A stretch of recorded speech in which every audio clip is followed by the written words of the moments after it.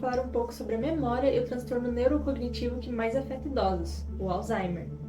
Mas por que falar de memória?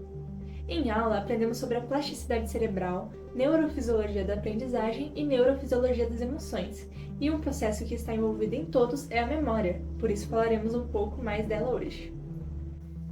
Sabemos que o processo de aprendizagem é a formação e consolidação de células nervosas, fruto de modificações químicas e estruturais no sistema nervoso. Ou seja, juntamente com as experiências de vida do sujeito, desencadeiam a neuroplasticidade, que modifica a estrutura cerebral de quem aprende, promovendo novos comportamentos. Portanto, para discutir a aprendizagem, é necessário que se considere o significado e funcionamento das memórias. Pela fisiologia da memória, as sinapses são produzidas a partir de uma mudança no meio, podendo ser um evento externo que transmite essas informações adquiridas, podendo gerar novas vias de transmissão ou ter uma via prévia facilitada nos circuitos neurais do cérebro. Assim, uma vez criadas, estas podem ser ativadas para reproduzir as memórias. A memória compreende várias subdivisões. A memória de trabalho é uma memória transitória, e a memória de longo prazo busca registrar de forma duradoura informações absorvidas por meio dos órgãos sensoriais e exige 4 tipos de processamento: codificação, armazenamento, consolidação e evocação. A codificação é o processo pelo qual novas informações são observadas e conectadas com informações pré-existentes na memória. A consolidação é o processo que faz a informação ainda lábil e armazenada temporariamente ficar mais estável. A evocação é o processo pelo qual a informação armazenada é evocada. E o armazenamento refere-se aos mecanismos e os sítios neurais que permitem a retenção da memória de longo prazo. Enquanto o processo de formação da memória não termina, a informação a ser consolidada pode sofrer alterações por diversas situações, como o uso de drogas, interferência de outras memórias e grande aumento ou declínio de neurotransmissores como dopamina, noradrenalina e acetilcolina. O hipocampo é importante no reconhecimento do estímulo, se é novo e se merece ser memorizado. Ele informa os lugares em que se projeta, como a amígdala e o tálamo. Além de participar no processo de aquisição, o hipocampo e a amígdala também participam do processo de consolidação das informações e estão ligados a 2 sistemas de memória independentes. Em situações emocionais, os 2 sistemas interagem de maneira sutil, mas importante. A amígdala pode modular a codificação e armazenamento de memórias dependentes do hipocampo, e este, por sua vez, ao focar representações do significado emocional e da interpretação dos eventos, pode influenciar a resposta da amígdala quando estímulos emocionais são encontrados. As emoções se manifestam por meio de alterações na fisiologia e nos processos mentais, e mobilizam recursos cognitivos como atenção e percepção. As regiões límbicas estão no cerne de uma rede neural em todo o cérebro, que relaciona emoções e memórias, evidenciando fisiologicamente uma relação interdependente entre emoção e razão. O retorno das informações pode ser voluntário ou involuntário. As emoções podem interferir no processo de evocação das memórias, já que, quando acompanhadas de um componente emocional, são suscetíveis à evocação. Por exemplo, das memórias adquiridas em situações de estresse, ansiedade ou medo. A evocação dessa memória será mais rápida quando o sujeito estiver diante de situações parecidas. Agora que compreendemos a relação entre emoções, formação de memórias e aprendizagem, vamos chamar a doutora Helena Castilho para nos falar sobre o envelhecimento. Bom dia, Helena! Fale mais para nós sobre esse assunto. Bom dia, Helena!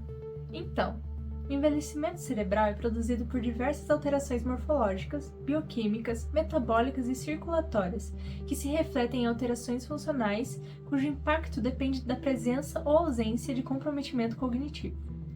Devido à plasticidade cerebral, juntamente com a redundância dos circuitos cerebrais distintos, a deteriorização do cérebro relacionada com a idade, a vários níveis, nem sempre se traduz em perda da função cerebral. No entanto, quando os danos ultrapassam determinados limites, ocorre um comprometimento cognitivo relacionado com a idade, o que aumenta o risco de desenvolver várias doenças neurodegenerativas, como a doença de Alzheimer. A genética, juntamente com o estilo de vida, dieta, fatores ambientais e etc., podem desencadear o desenvolvimento dessas doenças, que provocam comprometimento cognitivo. A neurodegeneração pode se manifestar como sintomas comportamentais ou neuropsiquiátricos, mesmo antes de qualquer comprometimento cognitivo clinicamente definido. Um grupo de sintomas cognitivos e sociais que interferem nas funções diárias pode ser chamado de demência. Agora vamos entrevistar uma moradora da região que tem a doença de Alzheimer. Bom dia, Helena. Gostaria de falar um pouco sobre como a sua vida mudou após a aparição desses sintomas?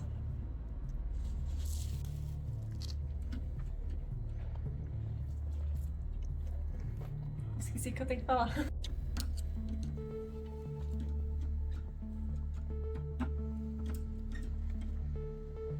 Que sintomas?